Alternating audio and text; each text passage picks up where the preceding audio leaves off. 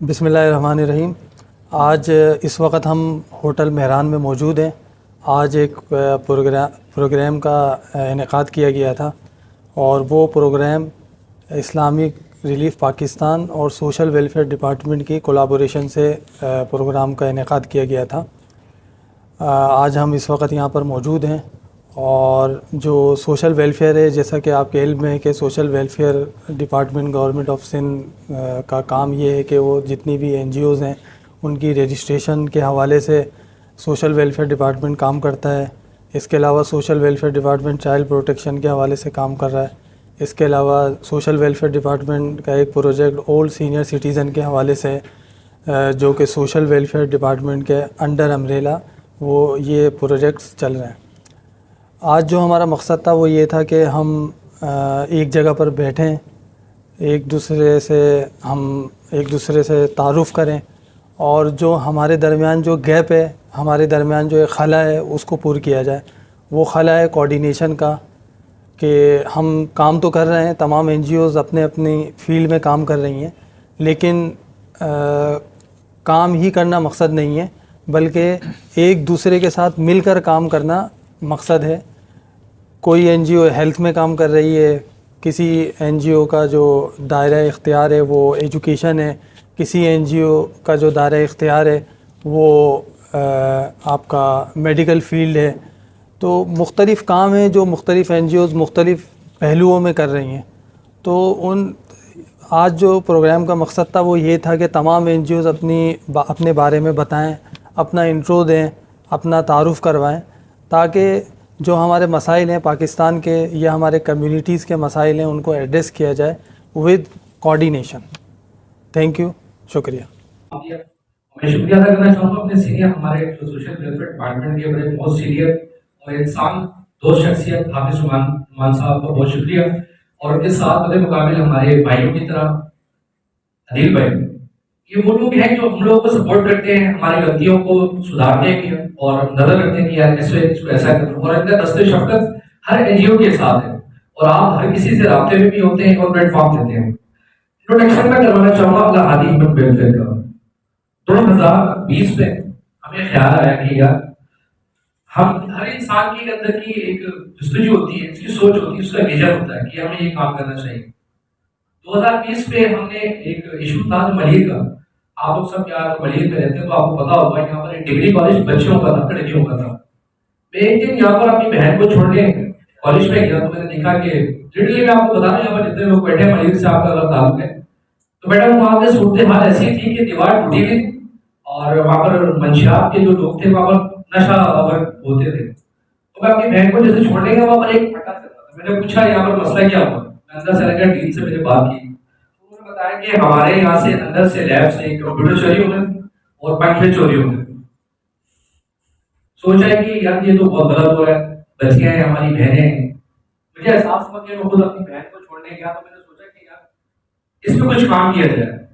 تو پہلی دفعہ ہم نے 2020 کے اندر وہاں کی جو سب سے بڑا مسئلہ تھا کالج کا، وہاں کی میڈم اللہ ان کو جنت نصیب کرے، میرا میڈم بڑی ایکٹیو تھی، میری ان سے بات ہوئی تو انہوں نے مجھے ایک لیٹر لکھ کے دیا کہ اگر کوئی ملیے کا مخیل افراد میں سے کوئی ہماری دیوار کا مسئلہ حل کر دے تو ہمارا مسئلہ حل ہو جائے گا۔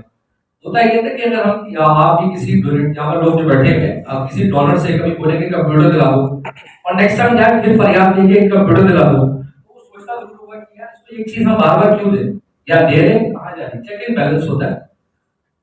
تو شارٹلی بات کرنا چاہوں گا کم جملے کے اندر استعمال کرتے ہوئے، تو ہم نے سوچا کہ یار اس دیوار کو ریپیئر کیا جائے اور اس پہ نازیبا الفاظ لکھے۔ آپ کو پتا ہے کراچی میں جو سیاست دیواروں کی سیاست ہوتی، تو ہم نے سوچا آئیڈیا رہا، ہم یار دوست اس ٹائم ٹیم نہیں بنی تھی، بس جس کو چھوٹا موٹا کام ہو رہا عدیل بھائی کمائے اس بات کے، عدیل بھائی جب سے دوستی ہے تو ہم نے سوچا کہ ہم اس ٹائم بحریہ ٹاؤن کی یہاں پر کیمپین چل رہی تھی صفائی مہم کا، آپ کو یاد ہوگا کمانڈر ذوالفقار صاحب تھے، ہم نے ان سے ریکویسٹ کی میڈم سے ملوایا تو انہوں نے کہا ٹھیک ہے ٹھیک ہے ہماری طرف سے، اور ہم نے 2-3 وہاں کے کچھ اور دوست تھے میرے، ہم نے ان سے بات کی تو کسی نے سمٹ دے دیا، کسی نے کیا کیا، پر اللہ پاک نے وہ کام لیا کہ ہم نے وہ دیوار جو تھی وہ تقریباً 1000 گز سے بڑی دیوار تھی، لیکن اللہ پاک نے اس کا ہم نے کام کروایا، اس کا تازہ کا جو اپریسیشن ہوتا ہے ہم نے وہ جملے لکھوائے۔ ہمارا مقصد تھا کہ ایجوکیشن سیکٹر کو اسٹرانگ کرنا، وہاں پر جو جو قابل احترام ہمارے اساتذہ کرام آتے ہیں، اگر ہم ان کو عزت دیں گے تو بہت کچھ مل سکتا ہے.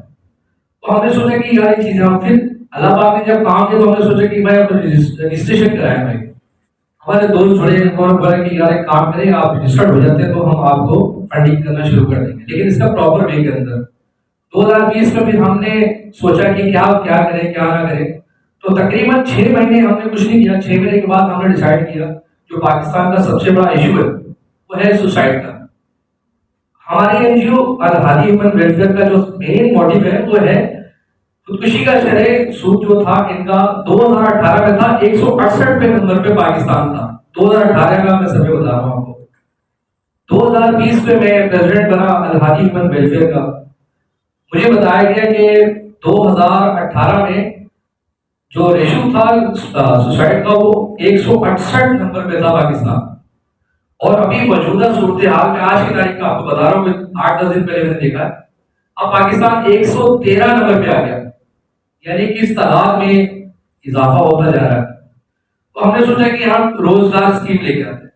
روزگار کے لیے ہم نے ہمارے ملیر کی ایک فیکٹری ہے بڑے مشہور ہے احمد فیکٹری کے نام سے، ہم نے ان کے آنر سے میٹنگ کری. ان سے بولا کہ سر ہم لوگ اس طرح کام کر رہے ہیں. تو انہوں نے بتایا کہ ٹھیک ہے آپ اگر ہمیں ٹرینڈ لوگ دیں گے تو ہم لوگ رکھ لیں گے، کوئی مسئلہ نہیں. اب ایشو یہ تھا کہ ہمارے پاس اتنی آسائش تھی نہیں، بجٹ تھا نہیں. اب ہم نے وہاں پر شارٹ لسٹ کی ایک ویڈیو بنائی یوٹیوب کے اوپر کہ جو جڑنا چاہ رہا ہوگا، جو سفید پوش بندہ ہوگا. تو ہم نے سوچا کہ ایک ویڈیو بناتے ہیں. اس کے ذریعے میرے پاس لوگ آئے تقریباً 400 پلس کے اندر جو لوگ تھے انہوں نے بولا اگر ہمیں روزگار مل جاتا ہے تو بہت اچھی بات ہے. تو ہم نے بات چیت کر کے جن کو شارٹ لسٹ کیا، جن کو پتا تھا، پھر فور طور پر ہمیں ہر منتھ کے اندر 10 افراد انٹر ہونے لگے ہمارے فیکٹری کے اندر. اللہ پاک نے چھوٹا سا کام دیا اور یہ کیا. اب بات یہ تھی کہ ہر این جی او کا میڈم نے آپ نے بہت اچھی بات کی، ہم ایک دوسرے کو اوورلیپ کر رہے ہیں. ہوتا ہے کہ میں بھی ایکٹیویٹی کر رہا ہوں. کمر صاحب نے بھی بولا کہ ایک گھر سے 3-3 4-4 لوگ رہتے ہیں. اب اسی سلسلے میں ملیر کے اندر ایک این جی او ہے جن کے ساتھ ہمارا اتحاد ہے، وہ ہے ایجیم. ہم کوئی بھی ایکٹیویٹی اور کمر صاحب بھی ہمارے رابطے میں، کمر صاحب بھی ماشاء اللہ میں دیکھتا ہوں سفر کو بڑا اچھے طریقے سے رن کر رہے ہیں. اور جس طرح ہم سے بھی رابطہ ہوتا ہے، یہ حافظ صاحب بیٹھے ہوئے، حافظ صاحب بھی ماشاء اللہ بڑا ایکٹیو ہے. بھائی نے بات کی، یہ بات بالکل صحیح کہہ رہے ہیں. ہوتا ہے یہ کہ ہم سب کو نا ایک تعلیم ملنی چاہیے. اس کا مقصد ہوتا ہے جو آج ہم بیٹھے ہوئے چھت کے نیچے، یہ اس کا مقصد ہوتا ہے کہ ہم سب ایک دوسرے کو جانتے ہیں. ہم ہر میٹنگ کے اندر ایک نیا چہرہ آتا ہے، ہمیں انٹروڈکشن ہوتا ہے، ہمیں ملنے کا موقع ملتا ہے. تو یہ ایسی تقریب کی اس کے اندر ہمیں ایک پلیٹ فارم دیا. تو سب سے پہلے میڈم آپ کا شکریہ ادا کرنا چاہوں گا عامر لیگ کا، جو آپ یہ پروجیکٹ لے کے آئے اور آپ جو دینا چاہ رہے ہیں، جو آپ بتا رہے ہیں. اس کے لیے ہمیں جیسے ہم پریزیڈنٹ ہم سے بھی غلطی ہو سکتی ہے، اس کی تعلیم ہوتی ہے یا اس کی کوئی کلاسز ہے. اگر جیسے ہم کام کریں، ہمارا جو اصل اب ہم نے کام سٹارٹ کیا ہے وہ کراچی کے اندر دیکھا کسی کا شناختی کارڈ گر جاتا ہے، پرس گر جاتا ہے. یہ بڑی قیمتی چیزیں ہوتی ہیں. میرے پاس یہ بھی کیس آیا کہ کسی کا یہ بڑی خوشی ہوئی. ماڈل کے اندر ایک فیملی تھی، وہ اگلے دن کو عمرے میں جانا تھا. وہ کسی کام کے لیے فوٹو اسٹیٹ کروانے آئے، ان کا پاسپورٹ گر گیا اور ایک ہی ساتھ تھے. وہ اللہ کے حکم سے، اللہ کے حکم سے ہمیں اس دن 3 دن کے بعد ریکور ہو گئے. وہ ملے کہاں سے؟ ہمیں میمن کوٹ سے. الحمدللہ الہادی ہیومن ویلفیئر نے ابھی تک 66 ہم نے شناختی کارڈ لوگوں تک پہنچائے آج بازار.